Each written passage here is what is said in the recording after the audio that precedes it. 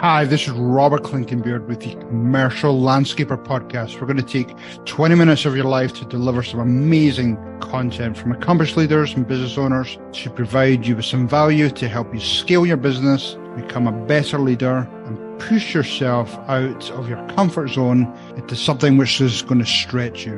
We really hope you enjoy these shows, and we really encourage you to like and share with your friends and network, which is only going to help us get a wider audience and improve our industry. I'm super excited to announce that in 2023, we're going to be announcing new partnerships, digital courses, some rebranding, and your opportunity to be coached by one of our many industry leaders, experts, or coaches. Cheers, everyone.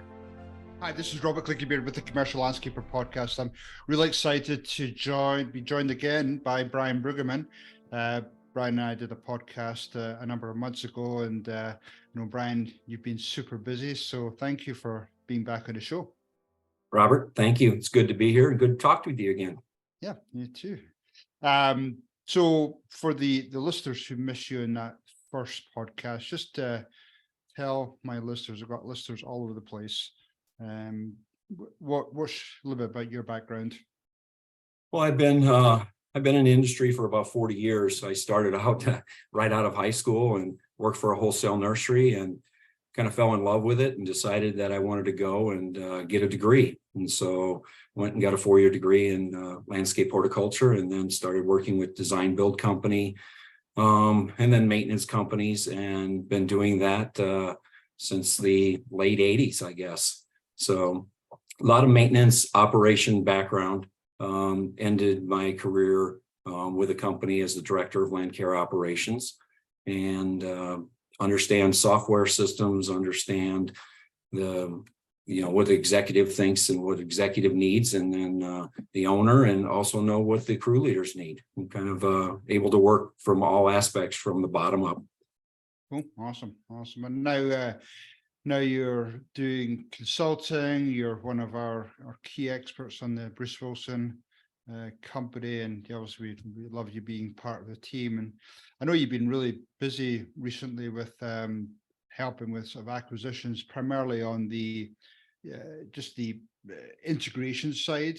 And when we were talking, I thought, oh, that'd be a great topic to share with other people, because a lot of people are not only acquiring other landscape companies, or maybe being sold, or thinking about selling all around the world. And I just thought, wow, maybe Brian can share 4 or 5 nuggets that people could start maybe planning for. So maybe we can deep dive into that. Sure. When I decided to kind of hang things up from the day-to-day standpoint, it was one of the key things I wanted to do was I wanted to give back. And I wanted to kind of help others along the way. And, the mistakes that I've made or the struggles that I've gone through, to say, hey, how can you correct that? Or how can you not have that? And, get you one step further down the line, I guess, quicker.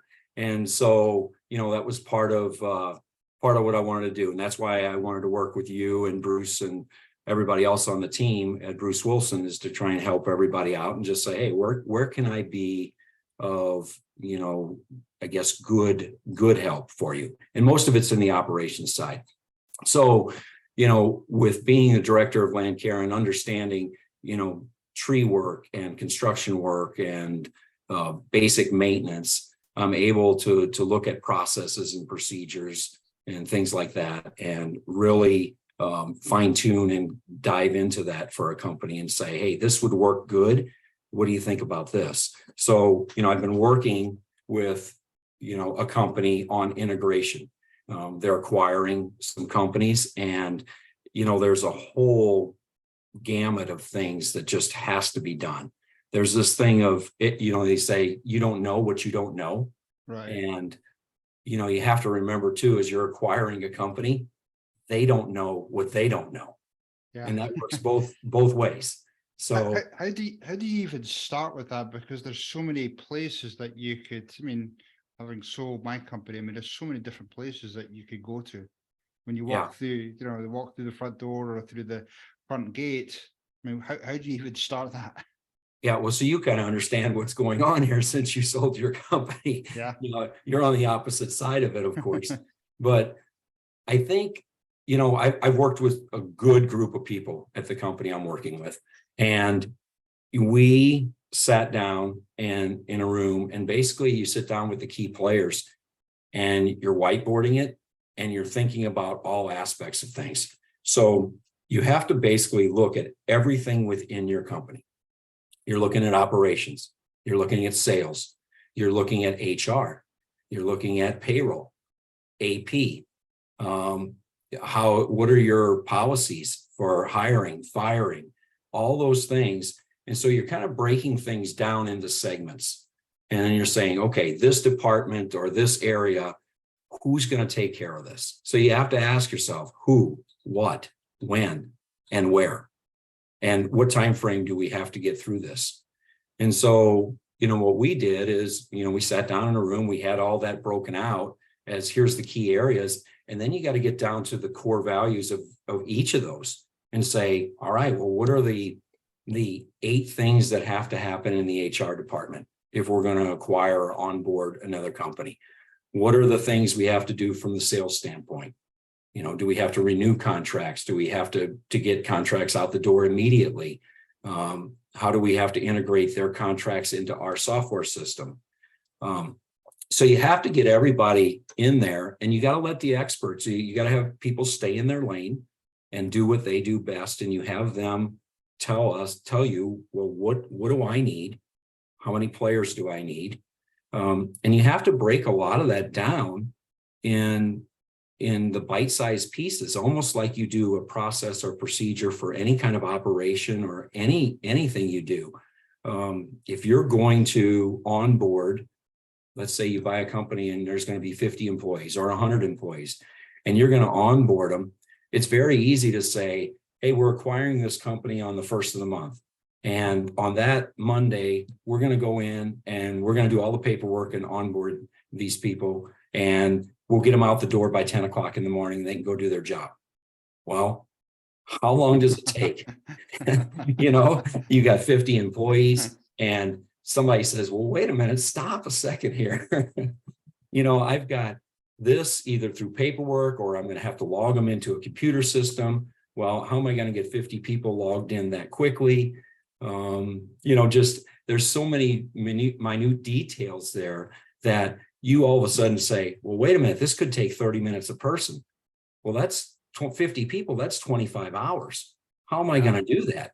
And then you say, well, if I want to do that in a day, 25 hours, now I got to break that down. How many people do I need in that room? How many computers? It's just this whole process that has to take place. Meanwhile, the work needs to be done out in the field to keep the clients happy. Yeah, exactly. Just a minor detail. Yeah. The company you're acquiring, they're looking at it saying, well, I have my customers to take care of. And so they're going, well, I got rain coming in 3 days. I can't afford to lose today. Yeah. So can't we do this 3 days from now when it's going to rain? And in the meantime, you're saying, well, no, I have to get you onboarded in order to be able to clock you in and pay you. So it's this tug of war and a give and take, I guess you'd say. Yeah.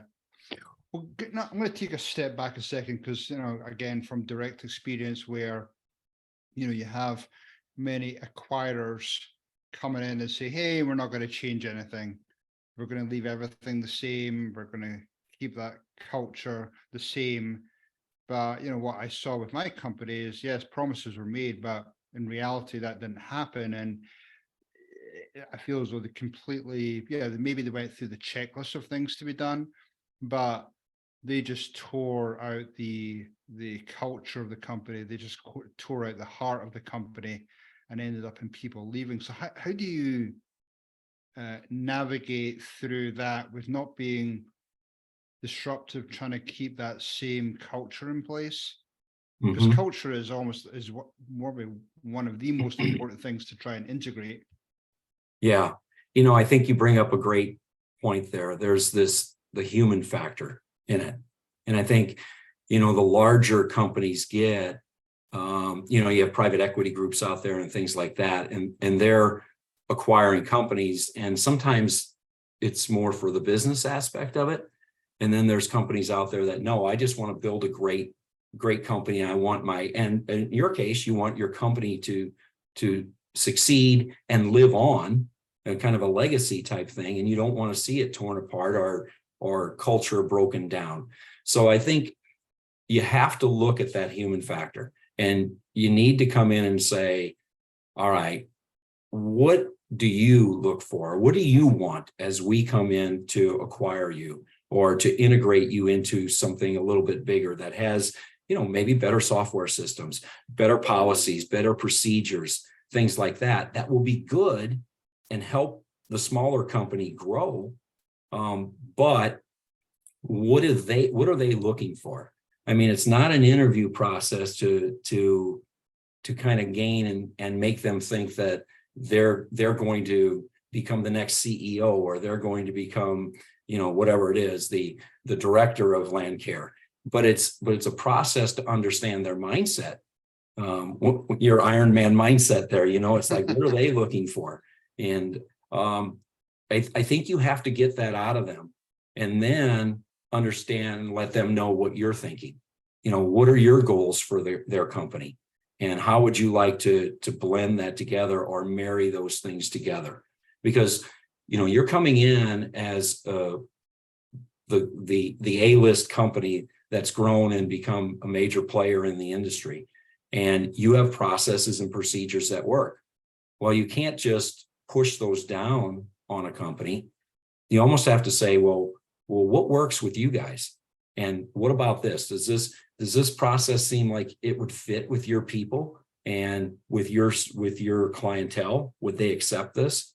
And then you have to be big enough too, as the larger company coming in, to say, wow, this little guy or this guy that's only 25 employees, he's got some great things in place here, and we could utilize those, and we could make this work within our company. And so I think it's a marriage in there, and you got to look at that as such, and not say we're just going to change your company like you feel like maybe happened with yours. Right. Yeah. No, that makes sense. I like that idea where, if you are acquiring a company, and once you go through that due diligence and the integration piece, they may in fact have some better systems and processes than you do, and to be able to adopt them and embrace them, I think that's great. Mm-hmm. So you going back to what you were saying about, the hours, the people part. I mean, obviously things must happen. There must, even though you perhaps plan for challenges, I mean, there must be things that come up that, throw you through a loop. Yeah, it's like I said earlier, you don't know what you don't know. And I think that, when you had it when you had your own company, you took a lot of things, not in a bad way, for granted. They were just like the back of your hand. My guys know how to do this. This is how we get out the door in the morning, or this is our procedure when we do a new sale, how we present it to the customer, and you just know it. And you come into another company, and there's some things that you just think, well, these people know how to do this, and you can't take that for granted. It's like, I don't want to use the analogy like a small child. You teach them how to put on their socks, put on their shoes, tie the shoes so they don't trip and fall. And after a while, you take that for granted. Well, some things you just have to go through the processes. Whether it's the daily routines of getting out the door in the morning, or it's, hey, we get back to people when they email us or they give us a phone call, we get back to them within 24 hours. And we tell them, even if it's just to say, hey, I'm really busy right now. How about I contact you in 2 days or on Friday? But at least they know that you got their message. So I think, that's an important step in understanding things. You have to know your processes and procedures, because if you don't, and you go into an acquisition, you better believe it's coming up in a conversation, because somebody's going to bring something up, or something's going to happen on a job site, or when they're trying to present a contract, or a customer calls in and they're going to say, well, how do we handle this? And if you don't know, you don't want to be creating those things on the fly. That's for sure, because that's just going to come back and bite you in the back on the backside. Yeah, absolutely. Absolutely. No, that totally makes sense. How many how do you integrate things like, because each company will have their own policies, procedures, processes, and there's probably some similarities, but sometimes they're like even things like vacation allowances and policies and stuff like that. How do you start to integrate that stuff, or do you leave them separate and then integrate down the line? How do you handle stuff like that? Oh, well, I could say, and thank God I'm not in HR and I chose production side of things. I think on those, there's you have to determine, what's fair and what's kind of right. Maybe sometimes the other company pays out with what's rewarded to them that they've earned. Vacation time, you almost have to just say, hey, this is what's happening in our company. And to be fair to our existing employees, you're going to have to incorporate into that, and you're going to have to accept that. Now, from an operational standpoint, like let's look at sales and how you do things. So everybody does services a little bit differently, and you may have it specific to where your guys go out and they cut the grass and they pull the weeds and they line trim or stick edge sidewalks at the same time, and that's all in one service. Another company may say, no, we're going to break that out because that's what our customers like to see. Well, you think it's going to be easy to take a contract and say, well, this is the way we do it. They have 200 existing contracts, and I'm just going to marry them into our software system and make it work. Well, it's not that easy all the time. And especially if they're in an existing contract. So now you've got to make sure that that works for the remainder of this year. And then also, how do you get their clientele to come over to your way of thinking? Sometimes it's just as simple as, hey, this is the way we do it, and this is how we present the dollars and the services to you. Just know that it's getting accomplished. But some customers are adamant, no, this is the way I want it broken out, and then you'll have to adjust to that. Right. But it isn't as easy as simple as, oh, take their contract and put it in there, or this is the type of product they use in their services compared to the type of product we do, how we perform it. So you got to be flexible, and you got to be flexible not only with their staff and them, but you got to be flexible with their customers. And then sometimes you just have to accept the fact that it's not going to happen with a snap of a finger. And this is going to take 6 or 9 months to kind of get things integrated over into the way that you want. And sometimes it might take a little bit longer than that just to get everybody on board. If you take over in a market that is so used to doing, let's say, per service contracts, and they want to be billed every time you do that task, but you like to do things monthly because it makes it much easier for your staff to bill, and it's just cleaner, you may get some resistance. Hopefully you start, might be 50% at first, and then get to 75%, and they get over to 100. Well, it's interesting you say that, because even a great example from my side, I acquired a company about 18 months ago, and even now, there was some things that we did to switch things over right at the beginning, and now we've found out that is now causing problems on the back end. So we've now had to go back in and change things, usernames, software. So yeah, there's stuff that will go on for a year, 2 years, maybe even 3 years. Yeah. That, Robert, that's the importance of bringing, what I said in the beginning, you're bringing everybody into the room, and it may be a 2-hour meeting. It may be, I don't know how long it'll take, but you're bringing all the key players from those departments into the room. And you may think that, oh, this person's in accounts payable, we went through their segment, they don't need to sit here and listen anymore, but they need to, because there may be something that comes up that they say, well, wait a minute, if you do that, that's going to affect this down the road, because, as they're sitting there listening, their mind starts spinning and thinking, and they're trying to think about what could go wrong. And that's an important point. Every step that you take in here, you can't just look at it and say, this is what I'm going to do and how I'm going to do it. You have to think about it. What could go wrong if I do it this way? It's the same with operations. An operations manager needs to look at that for each one of their crews that go out the door. A crew leader needs to look at that with each one of his people. He puts a guy on a hillside with a mower, and the guy has, a month experience mowing grass, and there's heavy dew on the ground that morning.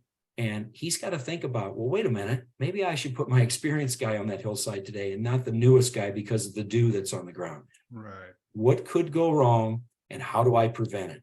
I think it's key. It's key throughout your whole organization. But yeah, you bring up a great point there about that you find out you did something and go, oh, now I spent 10 hours of activity doing this work, and now I'm going to spend 20 hours on the backside correcting it. And it might be 9 months later when you're correcting it. Yeah, and it's frustrating, so isn't it? Sure. And that may still even happen if you still have 10 people in the room, because it just might be something that people doesn't even connect with them. One of the things that, I could go so many different directions here, but one of the things that I know comes up a lot is, rebrand, keep the company name. What's your thoughts around what you've seen as being the most successful in terms of just either keeping the culture, keeping clients happy? I mean, there's so many different things to think about. Yeah, I think that's where the owners get together and discuss that, and talk about what would happen if we rebranded into this name, or should we keep the same name because you're well known within the market that you're in. It's difficult.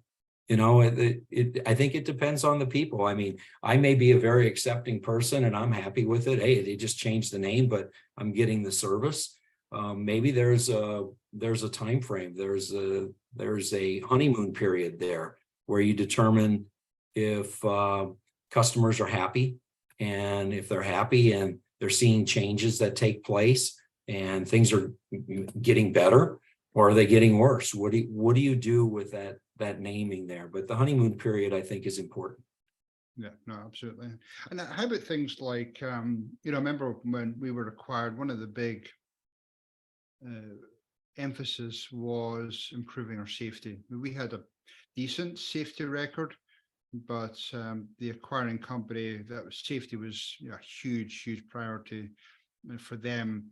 And it definitely, it took us a while to adapt to their way of thinking, things like using safety vests and on job sites, safety vests in a yard, just certain processes, practices we had to go through, changing up our safety meetings, bringing in risk management. So it was definitely a shift for us. So, how do you address stuff like that when you're merging companies? Well, I think, most of your well-known and whatever top 100 companies, you're going to put safety as a priority. And that has to be, whether it's safety or another procedure. I think you got to go in and say, well, what are they doing? And is it working for them? If it's not, or if you just want to step that up a little bit to a higher level, but you got to introduce those processes. And once again, you don't take it for granted that a company may be having, weekly safety meetings, or, they're doing daily huddles, or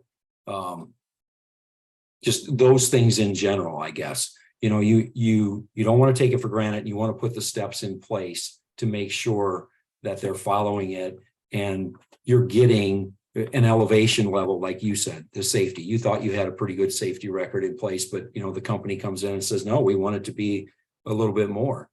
So there's no problem with that. Let's figure out how to do it. But you also have to make sure, well, how is it going to affect their people? Is there your culture and your staff was probably different than theirs. Do they fit together? If not, how are they going to react to it? It's one of the things I mentioned earlier, basically about the human side of things. You almost have to look at it. What are their people, managers, and their crew leaders, and what is the factor that will get them to integrate properly or to come on board? And will there be resistance? There's a psychological factor in there almost. It's like, as a manager or a leader, everybody you lead or manage is different. And so you treat them a little bit differently on how you interact with them, whether it's questions or, how you speak to them. It's going to be the same way when you come into a company. Some companies are going to be hardcore on safety, and you can come in and just say, hey, this is the way we're doing it. Another company might not be that into it, and you're going to have to just slowly integrate that process in so that it becomes their mindset after a while, and it just becomes a daily habit. Yeah, no, I like that. And it's interesting. One of the things you keep reverting back to is the people piece, the culture, the people. I just hear that constantly. And on that point, how do you, and it might be still too early for you to say, but how do you build up that trust with the company that is being bought? Because there's obviously that fear factor, especially I suppose on the back end, the office side, where, but the acquirer has already a HR department, they've got a AR, EP person, they've got a controller in place. What does my job look like in 6 months, a year? How do you start to have those types of conversations and build that trust? I think for me, it's basically boots on the ground. I mean, you got to be there. You got to be there in the morning, whether it's at the end of the day, understanding what they're going through, small conversations. It's not something you sit down and have a 30-minute conversation with somebody and they feel comfortable with. It's ride-alongs. It's, getting with their managers and just saying, hey, I want to spend a half a day with you. And you let them go do their job and you just tag along. And if they're on a job site and they got to do something, you're trying to help them with it. But then you drive into the next place and you got 20 minutes in the vehicle with them and you're asking them questions and just trying to get a mindset of what they're thinking, what their goals are, maybe understanding where they've been, what it's been like working for the company they're working for. Have they had any restraints, or have they been held back because they have higher goals, or are they just happy doing what they're doing and they know they don't have any further aspirations? I think by doing that with a lot of the different managers and then, and the crew leaders as well, you can get a feel for the overall strength of the company, and you can get a feel for, okay, this person has some bandwidth and I think I could utilize them in this area and I think they'll be receptive to that.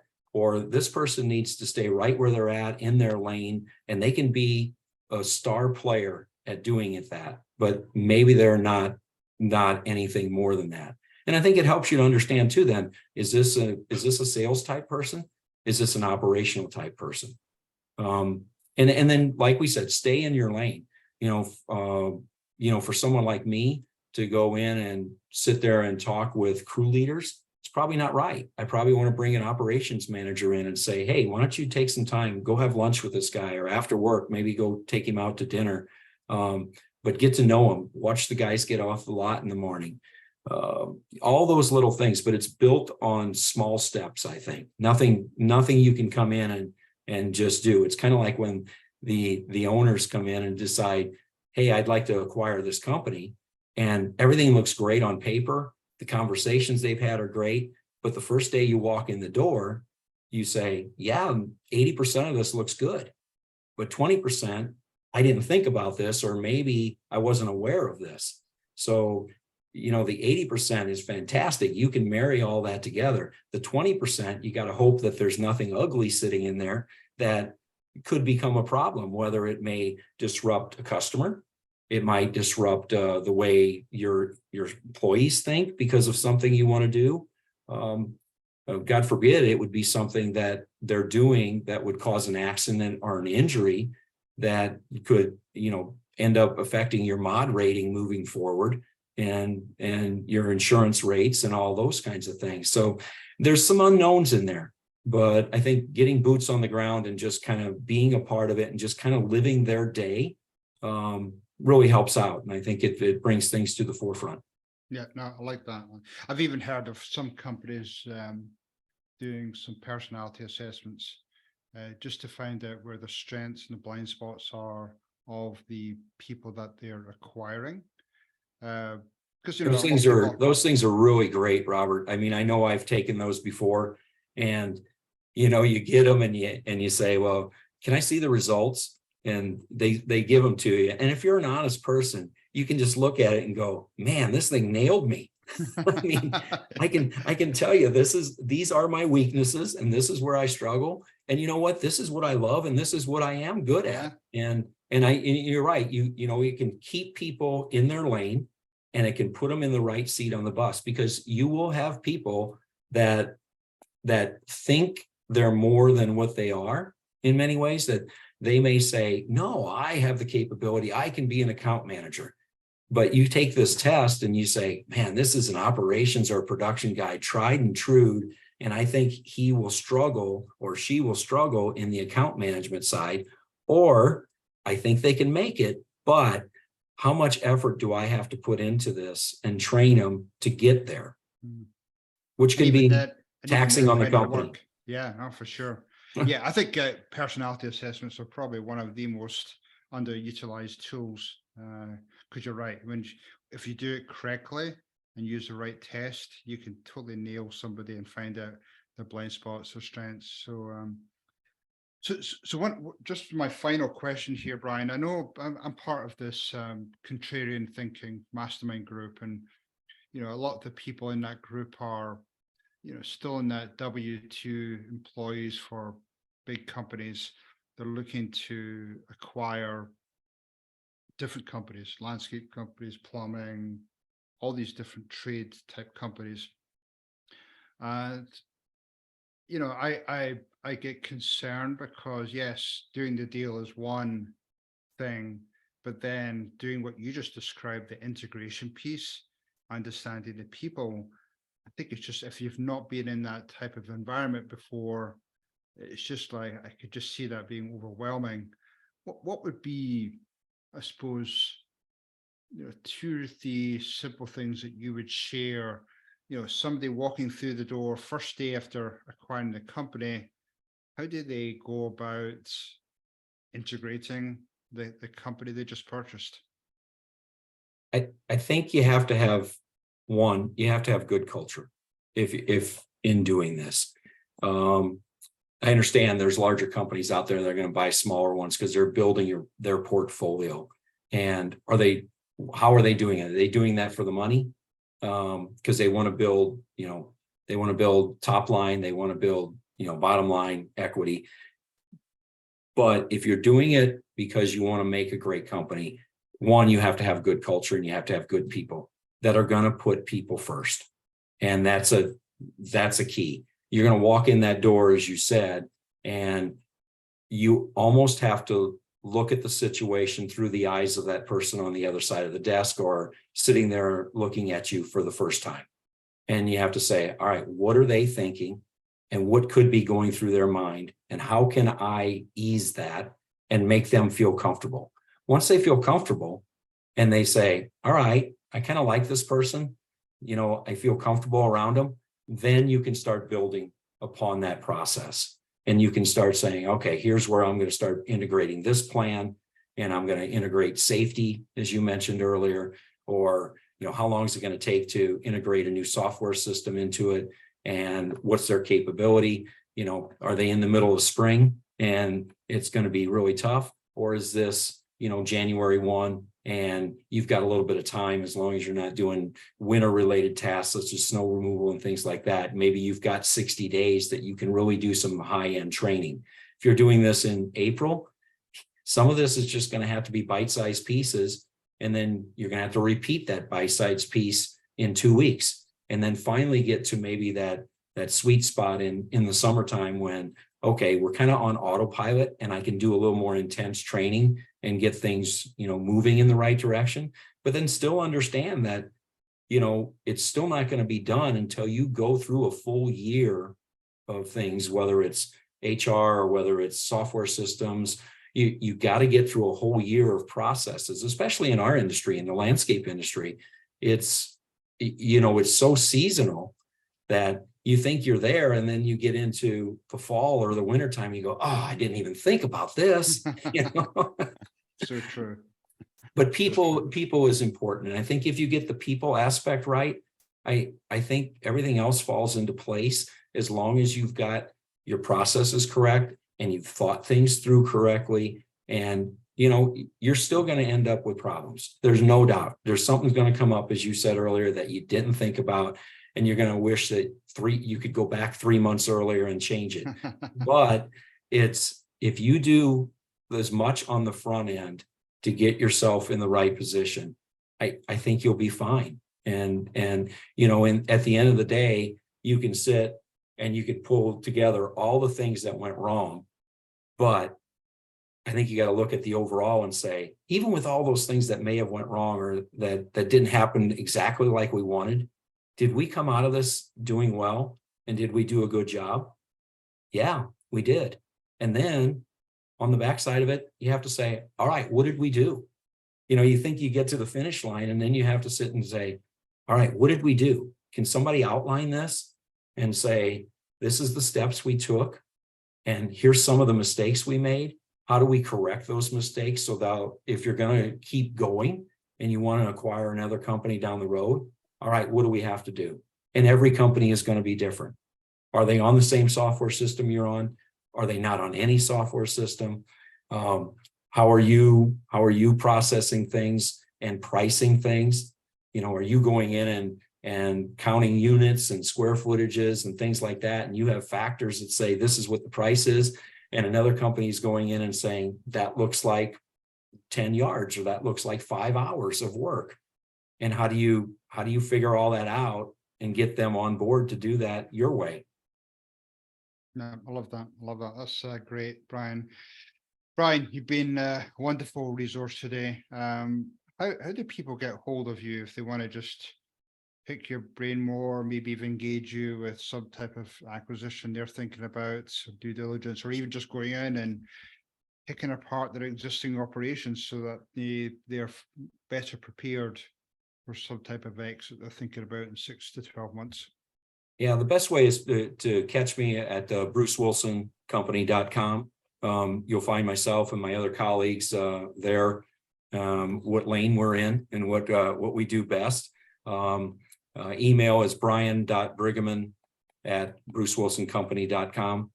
Last name's hard to spell, but if you just go to the website, you'll be able to. There you go. I was going to say the website. You just go to the website, you'll be able to catch it and link to it and connect directly with me.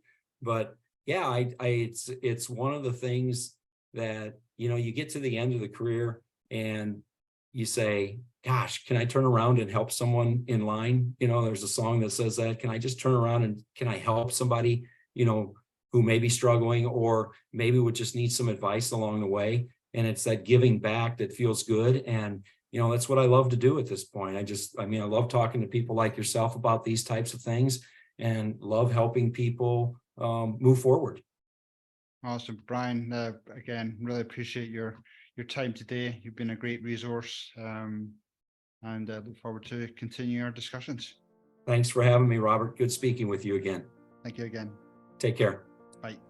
Hopefully that was pure, dead brilliant for you today, and you got some great takeaways for your business or your leadership role. This is Robert Klinkenbeard, and we'd love to get you and your friends to join us in our future journey. So please subscribe through the various podcast channels or visit thecommerciallandscaper.com or brucewilsoncompany.com and check out some more information there. Anyway, hopefully you all have a pure, dead, brilliant day. Cheers, everyone.